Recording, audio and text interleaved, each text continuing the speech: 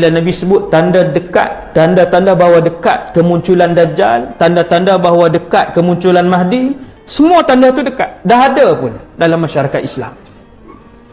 Tanda yang Nabi sebut, Nabi kata kalian nak tahu dekatnya kemunculan Mahdi, kalian nak tahu dekatnya kemunculan Dajjal, itu tandanya. Telah berlaku yang pertama, telah berlaku yang kedua, telah berlaku yang ketiga. Dengan jelas.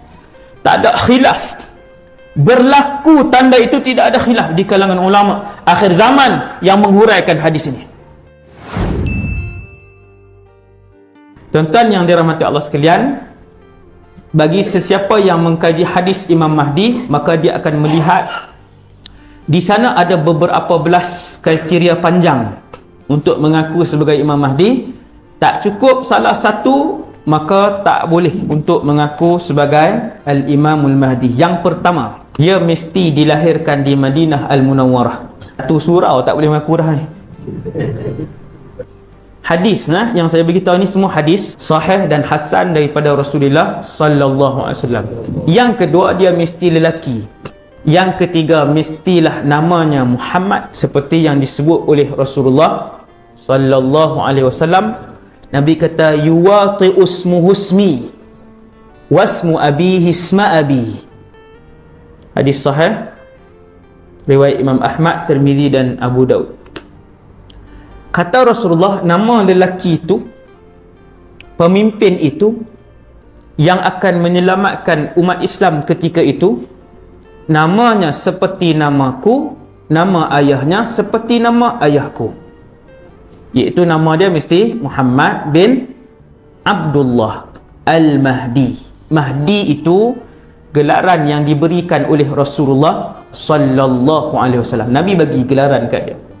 Syarat yang keempat ialah dia mesti dibai'ah di Makkah Al-Mukarramah. Syarat yang keempat, dia mesti dibai'ah di Makkah Al-Mukarramah di hadapan Kaabah. Dia mesti depan Kaabah, di antara Hajar Aswad dan Maqam Ibrahim.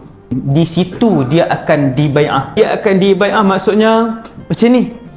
Orang akan pergi dekat dia, kami menyokong kamu dan melantik kamu sebagai pemimpin umat Islam, dan kami akan memberikan seluruh ketaatan dan wala kami kepada kamu. Itu bai'ah. Maksudnya itulah yang akan dilakukan oleh orang Islam ketika itu kepada Imam Mahdi di hadapan Kaabah, di antara maqam dan juga Hajar Aswad di situ. Dan disebutkan dalam hadis dhaif bahawasanya antara yang terawal yang menentukan bahawa pemuda itu ialah Imam Mahdi ialah ulama-ulama daripada Syam dan ulama-ulama daripada Iraq.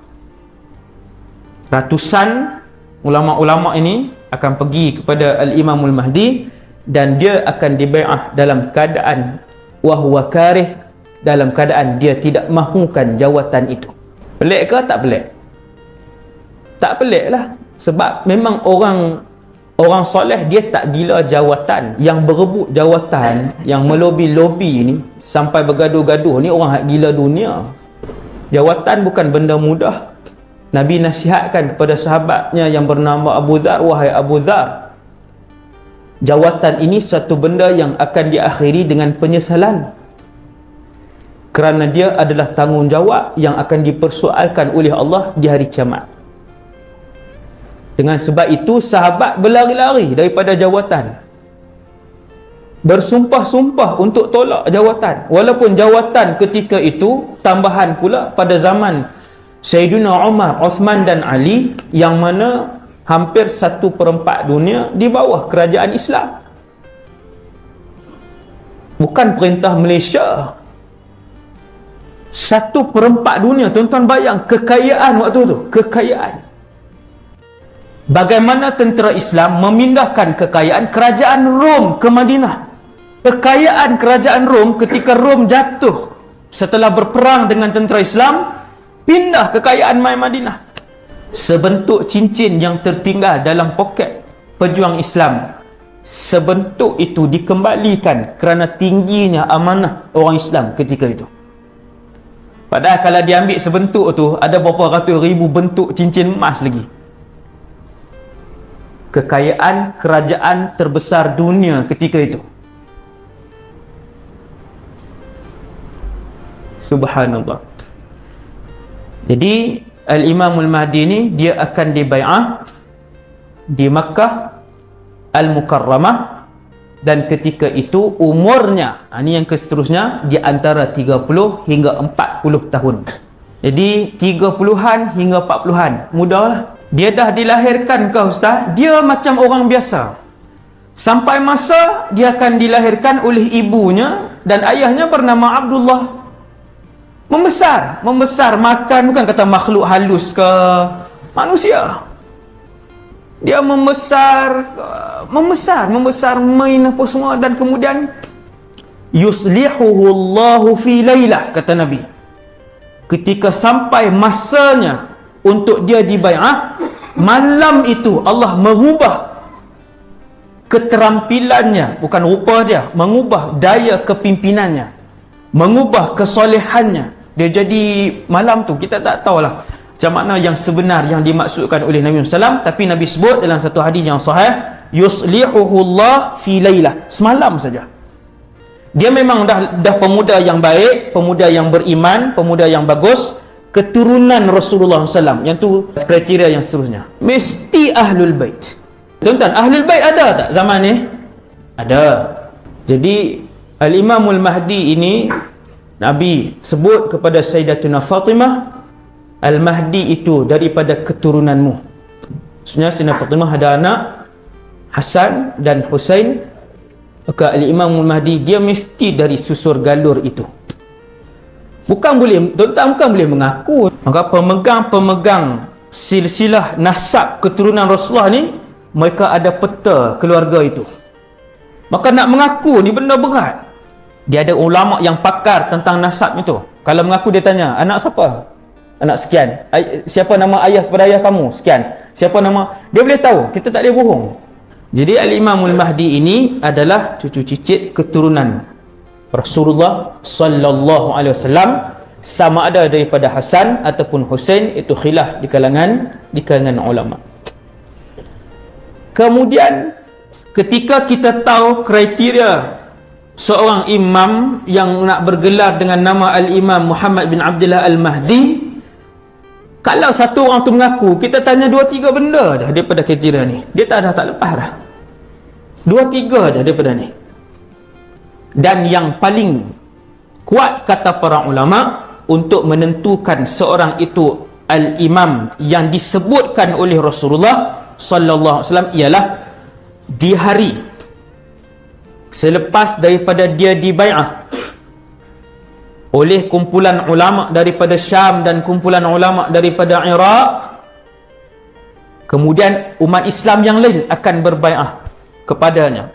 Kata Rasulullah sallallahu alaihi wasallam, ketika kalian mengetahui bahawa berita dia telah pun dibai'ah, imam itu telah pun dibai'ah di antara rukun dan maqam, maka hendaklah kalian mendatanginya. Fabayi'uhu walau habwan 'ala thalji. Pergilah berbai'ah kepadanya walaupun terpaksa merangkak kata Rasulullah di dalam salji. Nabi nak bagi tahu walaupun susah. Sebahagian ulama kata mungkin peristiwa bai'ah itu berlaku pada musim salji. Ada yang ulama setuju, ada tak setujulah. Jadi saya tak mau masuklah, banyak sangat khilaf. Kita ambil yang paling asas. Maka Rasulullah sallallahu alaihi wasallam peringatkan kepada saya dan kita semua, kita masih ada peluang untuk mendapatkan mati syahadah fi sabilillah. Nak bagi hati ni jinak mudah. Tuan-tuan, malam ni kalaulah esok kita dengar Imam Mahdi datang, dia di bai'ah, berapa orang malam ni akan pergi, termasuk saya?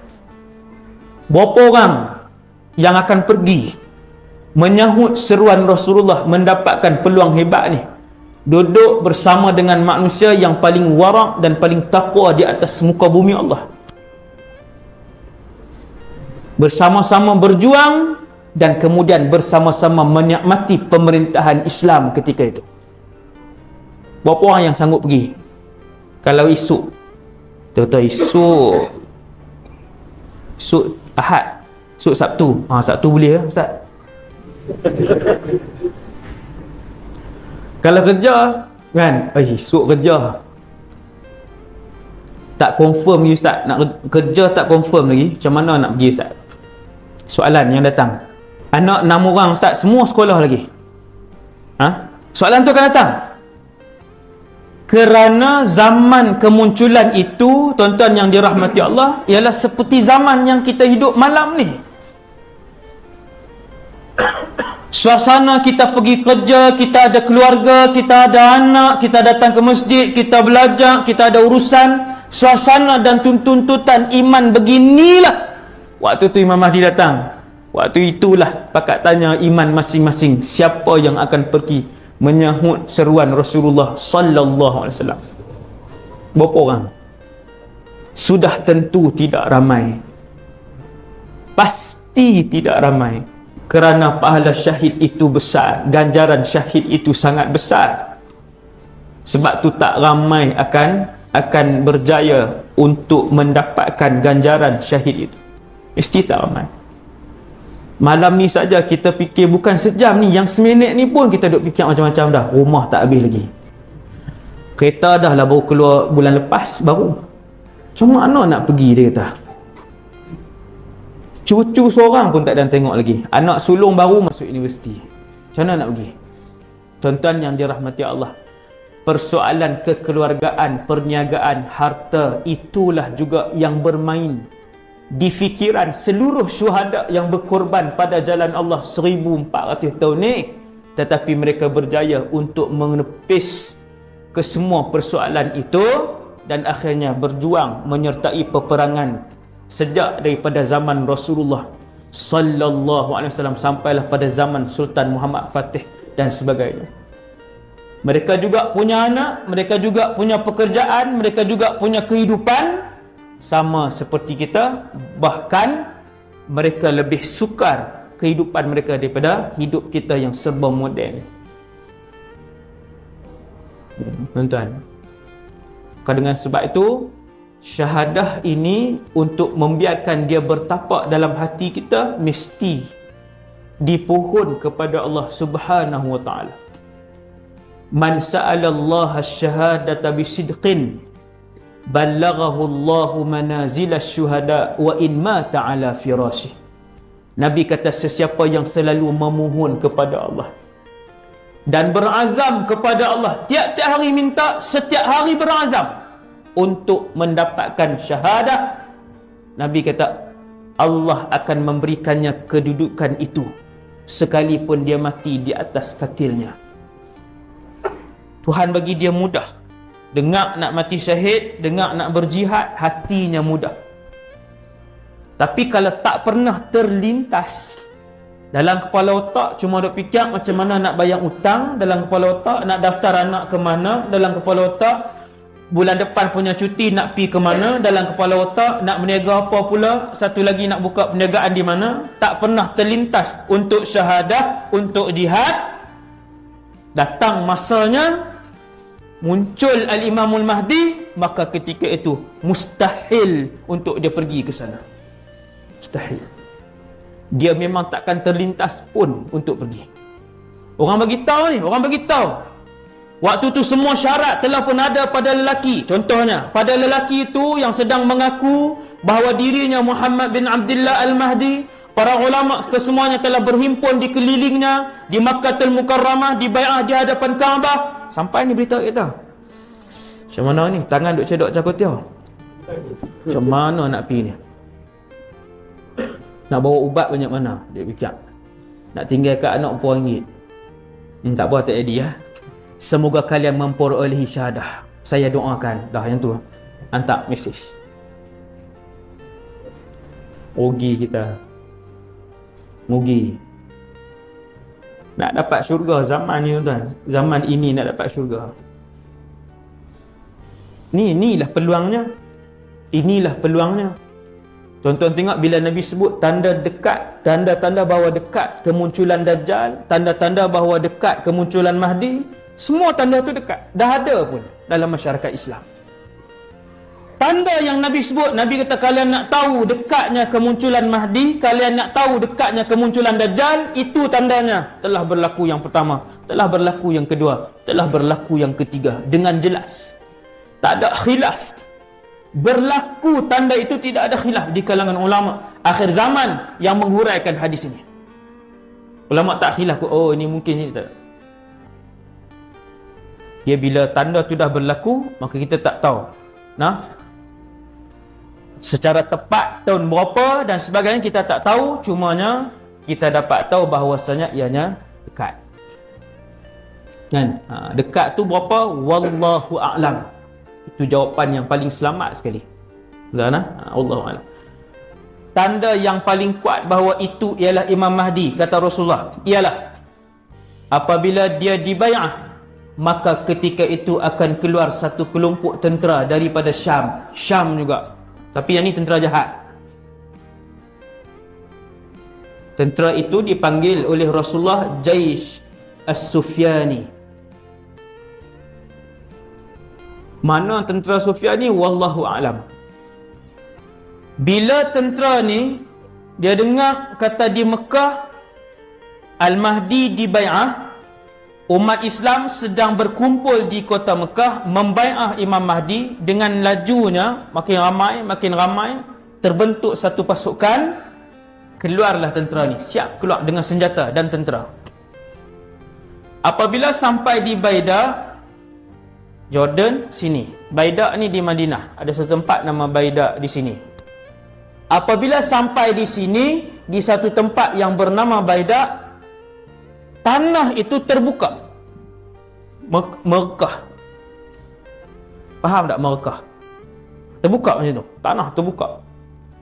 Lalu tanah dan bumi Baida itu menelan ke semua sekali tentera-tentera As-Sufyani. Hadis tu hadis sahih, dan kata para ulama, itu adalah tanda yang paling kuat untuk kita menentukan yang dibai'ah itu adalah Al-Imam Muhammad ibn Abdullah Al-Mahdi. Ni tanda ni. Apa dia tanda dia? Keluar tentera daripada sini ataupun daripada Syam, tentera yang jahat, sampai di Baida, kesemua sekali ditelan oleh bumi. Hanya berbaki seorang atau dua sahaja daripada tentera itu. Baki itu pula berlari, bagi tahu dekat penduduk Syam, dan satu lagi bagi tahu kepada penduduk di Makkah bahawasanya tentera mereka kesemuanya telah pun mati.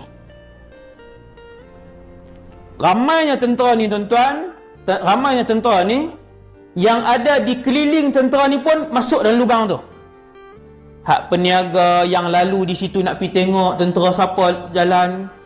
Kenapa saya sebut benda ni? Sebab Sayyidatuna Aisyah tanya, ya Rasulullah, yang ditelan oleh bumi ketika itu termasuklah orang-orang yang tak ada kena mengenal dengan tentera tu. Kan Nabi pun kata, yukhsafu bi awwalihim wa akhirihim thumma yub'athuna ala niyatihim. Ya wahai Aisyah, semua ditelan, dan nanti di padang mahsyar mereka akan dibangkitkan mengikut niat mereka.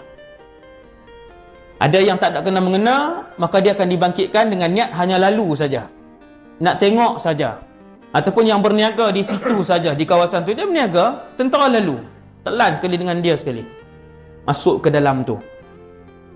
Jadi ulama bila baca hadis tu, hadis yang tentera As-Sufyani akan ditelan di tempat tu, antara faedah yang dikeluarkan oleh ulama ialah jangan berada dekat dan mencampuri dengan orang-orang yang dilaknat oleh Allah Subhanahu wa taala dan orang-orang yang zalim. Jangan duduk dekat dengan mereka. Sebab dia main bala, kena semua sekali.